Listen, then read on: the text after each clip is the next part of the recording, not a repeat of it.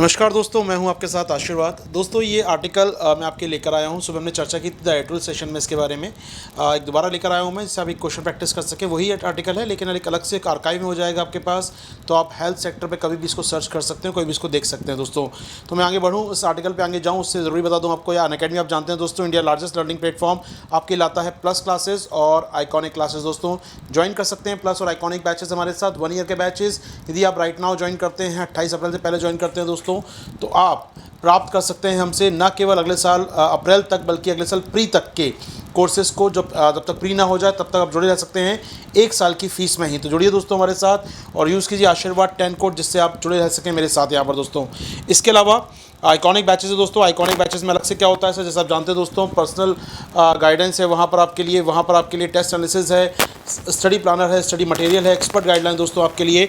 आप जुड़ सकते हैं आइकॉनिक में हमारे साथ। बाकी फ्री टेस्ट सीरीज है दोस्तों, और सबसे इंपॉर्टेंट बात आपका कॉम्बैक्ट, जी हाँ मिस नहीं करना है कॉम्बैक्ट। आपको अगला कॉम्बैक्ट संडे को सुबह 11 बजे ज्वाइन करना है। इसको ज्वाइन करने के लिए कोड आपका जानते हैं दोस्तों क्या रहता है, कोड बार बार लिखने की आवश्यकता नहीं है, लेकिन कोड आपको याद रखना है दोस्तों। आपका अपना कोड है आशीर्वाद 10, यूज़ कीजिएगा आशीर्वाद 10 कोड को और जुड़ जाइए मेरे साथ, एनरोल कीजिए टेस्ट सीरीज़ में, कॉम्बैक्ट में या हमारे प्लस कोर्सेज दोस्तों। तो ये है कोड आपके लिए। सुन लीजिए आर्टिकल दोस्तों, बात करूंगा मैं लास्ट में फिर आपसे। यहाँ पर एक क्वेश्चन आपको फ्रेम किया गया है, इसमें क्वेश्चन नीचे चल रहा है, इसको देख लीजिएगा और प्रयास कीजिएगा इसका आप राइटिंग मेरे साथ कर पाएँ। चलिए शुरू करते हैं इस आर्टिकल को दोस्तों। Health care needs a reform, spending boost. कुछ डेटा है इसके अंदर अच्छा दोस्तों, इसलिए मैं लेकर आया हूँ इस आर्टिकल को आपके लिए, हिंदू में नहीं था। सुनिएगा दोस्तों इसमें क्या कहा गया है। 2-3 बातें हैं काम की हैं, मैं सीधा डेटा वाइज बात कर लेता हूँ आपसे। यहाँ पर भारत में स्वास्थ्य एक्सपेंडिचर की, स्वास्थ्य खर्च की बात उन्होंने की आर्टिकल में। इनका मानना है, पहला पैराग्राफ में राइटर कह रहे हैं, यहाँ पर लेखक कहना चाहता है हमसे कि जनाब आज़ादी से लेकर हमने काफ़ी अच्छा काम किया है आज तक, दो राय नहीं है, हमने काफ़ी अच्छा काम किया है। हमारे यहाँ अगर हम बात करें, बीमारियाँ कम हुई हैं। इनका मानना है कि जीवन प्रत्याशा, उम्र बढ़ गई है हमारी, बच्चों की मृत्यु दर कम हुई है, कुल मृत्यु दर कम हुई है, डिजीज़ जैसे कि स्मॉल पॉक्स, पोलियो, गोआना वर्म आदि ख़त्म हो गए हैं, कुष्ठ रोग ख़त्म होने की कगार पर आ चुका है। लेकिन इन सब के बाद भी भारत में हेल्थ सेक्टर जो है काफ़ी बहुत ज़्यादा क्रिटिकल कंडीशन में अभी भी यहाँ पर, और इसमें रिफॉर्म की आवश्यकता है और निवेश को बढ़ाने की आवश्यकता है। तो इतना होने के बाद भी काफ़ी कुछ करना है। ठीक है सर, आगे आते हैं। दूसरे पैराग्राफ की बात मैं कर दूँ। यहाँ पर डेटा दिया इन्होंने, यहाँ पर डेटा की बात कर दूं। यहाँ पर राइटर कह रहा है कि 1990 में, 1990 में, बिफोर एलपीजी, देश के जीडीपी का 0.9 खर्च होता था हमारे सार्वजनिक स्वास्थ्य पर।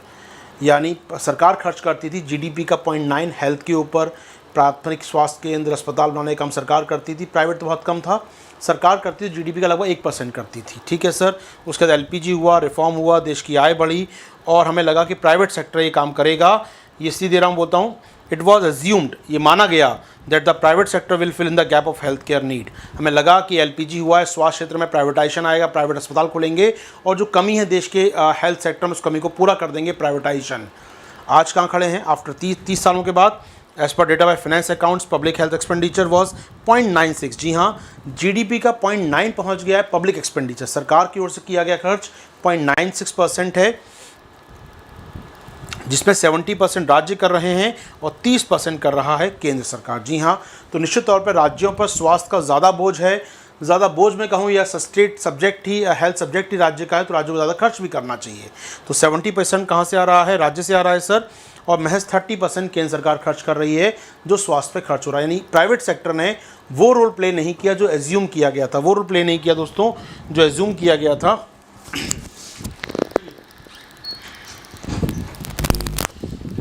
चलिए अब आएंगे, ये तो बात हुई एक आर्टिकल के छोटे से पार्ट की। मूव करते हैं दोस्तों, पूरा आर्टिकल समझा दूँ, 5 मिनट सुन लीजिए। पूरा आर्टिकल एक लाइन पढ़ाना चाहूँगा मैं आपको, इसको बाद में नोट डाउन आराम से कर लीजिएगा बैठ के पूरे आर्टिकल को आप लोग। इसमें एक बात और है, यहाँ पर कई चुनौतियाँ हमारे सामने हैं इस अभी हेल्थ सेक्टर में सर। क्या क्या हैं? इनसफिशिएंट फंडिंग, निवेश बहुत कम है, कोष कम है सर। क्वालिटी ऑफ केयर, गुणवत्ता नहीं है हमारे स्वास्थ्य क्षेत्र में sir. Neglecting of urban health, जो शहरी स्वास्थ्य है, शहरी क्षेत्र में स्वास्थ्य काफ़ी कमज़ोर है सर हमारे पास। इसके अलावा sir इनएडिक्वेट number of health personnel, doctor, nursing staff काफ़ी कम मात्रा में है सर हमारे यहाँ। एंड डायग्नोस्टिक फैसिलिटी नहीं है हमारे पास काफ़ी कम मात्रा में, यानी कई समस्याएं कई प्रकार की हैं। स्वास्थ्य क्षेत्र की समस्याएं, डॉक्टर्स नहीं हैं, हेल्थ केयर फैसिलिटी नहीं है, फंडिंग कम है, क्वालिटी नहीं है, क्वालिटी हेल्थ केयर नहीं है, डायग्नोस्टिक मशीनें नहीं हैं, यानी कब समस्याएं हैं हमारे यहाँ पर, ठीक है सर। और एक आम आदमी को, एक सामान्य व्यक्ति को अपने स्वास्थ्य के खर्च का 70% भी जेब से देना पड़ता है। यानी आपका बिल अगर 100 रुपये, आपने जो 100 रुपये खर्च हुआ आपकी हेल्थ पर, तो 30 रुपये सरकार दे रही है, 70 रुपये आपको अपनी जेब से देना पड़ता है, दवाइयों में, डायग्नोस्टिक में, डॉक्टर फीस में या अन्य चीज़ों पर। 70 रुपये अपनी जेब से खर्च कर रहे हैं, केवल 30 रुपये सरकार दे रही है दोस्तों। और ये जो रेशियो है आउट ऑफ पॉकेट का, ये दुनिया में बहुत ज़्यादा है, किसी भी देश के मुकाबले ज़्यादा है। जी हाँ, one of the highest in the world. 70% हम लोग अपनी जेब से खर्च करते हैं। कई देशों में टोटल फ्री है, 1 रुपया आप खर्च नहीं करना हेल्थ के ऊपर। हम लोग 70% खर्च करते हैं अपने स्वास्थ्य का, जो भी खर्च कर रहे हैं हेल्थ का 70% हमारी जेब से जाता है, तो बहुत ज़्यादा है अपने आप में सर ये, ठीक है। अमीर लोगों को बहुत असर नहीं पड़ता, वो खर्च कर सकते हैं, लेकिन जो गरीब हैं, जो मार्जिन पर रहते हैं, उनके सामने बहुत बड़ा रिस्क है। कई लोग इलाज के लिए उधार लेना पड़ता है उनको, और वो गरीबी की श्रेणी में आ जाते हैं, BPL श्रेणी में आ जाते हैं। निश्चित तौर पर जो मार्जिन पर रहते हैं या गरीब लोग हैं, उनके लिए इलाज एक महंगा सौदा है, ठीक है सर। ये समस्याएं क्लियर हुई। और समस्याएं सर, इसके अलावा एक समस्या है सर, जो अगला पैराग्राफ में चाहूँगा दोस्तों सुन लीजिए। 5 मिनट अच्छा आर्टिकल है, इसे शेयर कर रहा हूँ आपके साथ पूरा आर्टिकल यहाँ पर। इसके अलावा एक समस्या है सर, हमारे यहाँ अंतर्राज्यीय विविधता, अंतर्राज्यीय विषमताएँ, इंटर स्टेट डिस्पैरिटीज़ बहुत ज़्यादा हैं हेल्थ सेक्टर को लेकर। कुछ राज्यों में हेल्थ सेक्टर काफ़ी अच्छा है, कुछ राज्यों में बीमारू राज्य अवस्था में है। देश की बता दूँ मैं आपको, 2/3 MBBS सीट, 2/3 यानी 100 सीटों में से लगभग 70 सीटें देश के 7 राज्यों में हैं केवल, वो भी साउथ के सारे। कौन कौन से राज्य सर, एक बार समझ लेते हैं, समझने की बता रहा हूँ मैं आपको यहाँ पर। तो गुजरात से स्टार्ट करें, गुजरात, महाराष्ट्र, कर्नाटका, केरल, तमिलनाडु, तेलंगाना, आंध्र प्रदेश। जी हाँ, ये जो 7 स्टेट हैं, ये 7 राज्यों में देश की 2/3 MBBS सीट्स हैं। ये दिखाने के लिए काफ़ी है कि आबादी का जो रेशियो रहता है उसके मुकाबले यहाँ MBBS काफ़ी ज़्यादा है मुकाबले में शेष भारत के। तो दिखाता है कहीं ना कहीं कि MBBS की सीट से लेकर, इन्हीं राज्यों की बात करें, इन राज्यों में हेल्थ सेक्टर आप जानते हैं, चाइल्ड हेल्थ रेट की बात करें, मातृ मृत्यु दर की बात करें, MMR की बात करें, TFR की बात करें, हेल्थ फैसिलिटीज़ की बात करें, इन राज्यों में बेहतर हैं।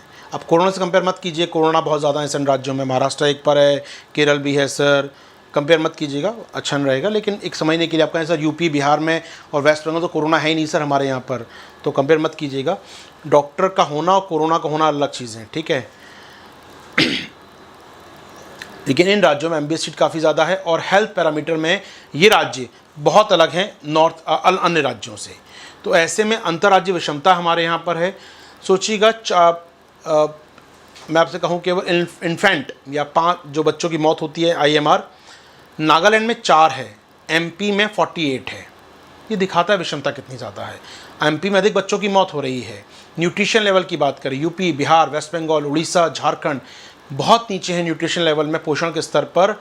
वहीं साउथ के राज्य बेहतर काम कर रहे हैं। यानी कहीं ना कहीं पोषण स्तर की बात करें, महिलाओं में एनीमिया की केस की बात करें, या डेथ रेट की बात करें, पीड़ितों की बात करें, विक्टिम्स, कई प्रकार के इलाज पेशेंट्स की बात करें, इन राज्यों के हेल्थ पैरामीटर बहुत अच्छे हैं कंपेयर देन अन्य राज्यों के। तो ऐसे में इंटर स्टेट डिस्पैरिटीज़ भी हैं स्वास्थ्य में, फंडिंग कम है, अगर पॉकेट खर्च होता है, वो सारी बातों के अलावा इन राज्यों में विषमताएं भी बहुत ज़्यादा हैं, ठीक है सर।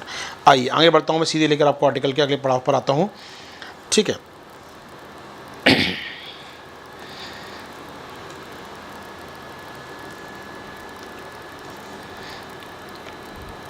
ओके, आइए, यहाँ पर एक डेटा है मेरे पास स्क्रीन पर दोस्तों आपके संग शेयर करने के लिए, इसको समझिएगा। ये डेटा क्या कहता है सर, ये डेटा क्या कहला रहा है यहाँ पर, ये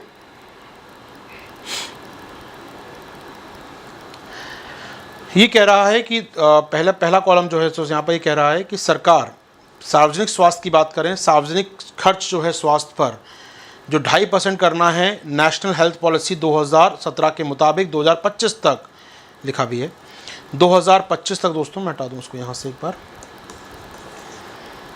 फिर सुन लीजिए।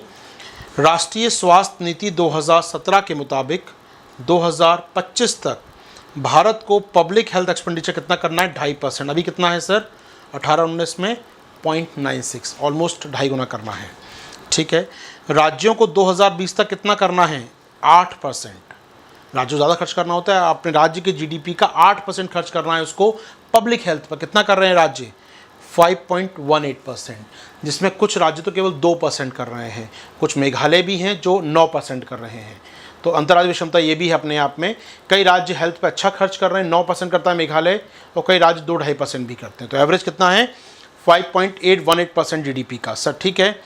और जो मैं कहूँ आपसे कि प्राइमरी हेल्थ जो खर्च सरकार कर रही है उसका 2/3 खर्च करना है हमको गाँव में स्वास्थ्य पर, प्राथमिक स्वास्थ्य केंद्र पर, मलेरिया डेंगू आदमी की रोकथाम पर, सामान्य बीमारियों पर, सामान्य प्राथमिक स्वास्थ्य केंद्र पर 2/3 खर्च करने का लक्ष्य है हमारा। कितना कर रहे हैं हम लोग? आधा पैसा। आधा कहाँ जा रहा है सर? टर्शरी हेल्थ केयर में। आधा जा रहा है लोगों को इंश्योरेंस देने में, गंभीर बीमारियों के इलाज पर, यानी प्राथमिक जो जिससे लोग बच्चे मर जाते हैं। हमारे यहाँ पर कोई जापानी बुखार होता है, हज़ारों बच्चे मर जाते हैं, यूपी के गोरखपुर में सैकड़ों बच्चे मर जाते हैं। उन बीमारियों पर पैसा नहीं खर्च कर पा रही हैं सरकारें, खर्च कर रही हैं वो टर्शरी पर, कैंसर पर, डायबिटीज़ पर, लोगों को इंश्योरेंस देने में खर्च कर रहे हैं पैसा, प्रीमियम भरने में, कंपनियों को प्रीमियम देने में खर्च कर रही है पैसा सरकार। चलो दोस्तों ठीक है, तो एक डेटा की बात हो गई। आइए मैं लौट के आता हूँ टॉपिक पे दोबारा यहाँ पर आपके साथ। तो सरकारों ने ऐसा नहीं है प्रयास नहीं किए हैं। दोस्तों बता दूँ ये आर्टिकल इसलिए अच्छा लगा मुझे क्योंकि 2-3 बातें हैं। हमें ढूंढते रहता हूँ ऐसे आर्टिकल मिल जाएँ इसमें डेटा अच्छा हो और किसी ऑथेंटिक पर्सन ने लिखा हो। ये जो जॉइंट डायरेक्टर हैं 15th फाइनेंस कमीशन के साथ रह चुके हैं। जी हाँ, 15 वित्त आयोग के साथ रह चुके हैं मेंबर ये। तो उन्होंने काफ़ी अच्छा एनालिसिस किया है भारत के स्वास्थ्य के ऊपर। असली मैं डेटा यूज़ कर रहा हूँ आपके लिए ये।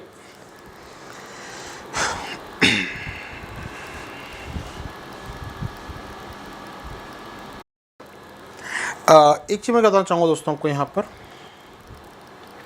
कि सरकारों ने क्या प्रयास किए हैं। ठीक है, एक काम का तो अंडरलाइन करता हूँ, उससे समय बच जाएगा मेरा। प्रयास क्या किए हैं दोस्तों, मैं अंडरलाइन कर रहा हूँ यहाँ पर, जो उसमें लिखे हुए तो ये प्रयास आता हूँ, ज़्यादा नहीं जोड़ रहा हूँ। क्या क्या किया है सर? आयुष्मान भारत लॉन्च किया 18 में, सरकार ने प्रयास किया जिससे 5 लाख का बीमा दिया जा रहा है और सब कुछ काम हो रहा है सर, ये काम किया है। पोषण अभियान लॉन्च किया है। पोषण अभियान सुना होगा आप लोगों ने, बच्चों में न्यूट्रिशन वैल्यू को बढ़ावा देने, महिलाओं में एनीमिया को कम करने, बच्चों की मृत्यु दर को कम करने का प्रोग्राम है सरकार का, बड़ा कार्यक्रम है। पोषण अभियान चल रहा है सर हमारे यहाँ। National digital health mission launch किया है 2020 में सरकार ने। राष्ट्रीय डिजिटल हेल्थ मिशन लॉन्च किया है 2020 में, जिससे हम लोग डेटा ऑनलाइन रख पाएंगे मरीज़ों का, साथ साथ डॉक्टर और मरीज़ के भी संवाद भी आसान हो पाएगा, डायग्नोसिस का आसान हो पाएगा सर। ठीक है, ये हमने प्रयास किया है सर। इसके अलावा इस साल जो बजट रखा गया है उस बजट में जो 6 पिलर तैयार किए हैं सरकार ने इस साल के बजट में, उसमें पहला पिलर ही जो है हमारा हेल्थ और स्वास्थ्य देखभाल का है। तो सरकार के 6 पिलर वाला बजट जो इस बार है उस बजट का पहला पिलर ही है स्वास्थ्य और देखभाल। जी हाँ, तो हेल्थ वेलबींग सरकार। और इस साल में देखा जाए तो बजट में सरकार ने अच्छा खासा पैसा खर्च किया है स्वास्थ्य के ऊपर, 2.23 लाख करोड़, यानी कि आप मान सकते हैं लगभग 200 लाख करोड़ का बजट है और सरकार यहाँ खर्च कर रही है तकरीबन 2.23 लाख करोड़। तो एक अच्छा खासी राशि यहाँ खर्च कर रही है केंद्र सरकार, बाकी राज्य भी खर्च करेंगे, तो एक ओवरऑल काफ़ी बड़ा पैसा खर्च होगा उम्मीद करते हैं सर। और 15 फाइनेंस कमीशन जिसके खुद डायरेक्टर रह चुके हैं राइटर साहब, ये लेखक साहब इसके मेंबर भी रह चुके हैं।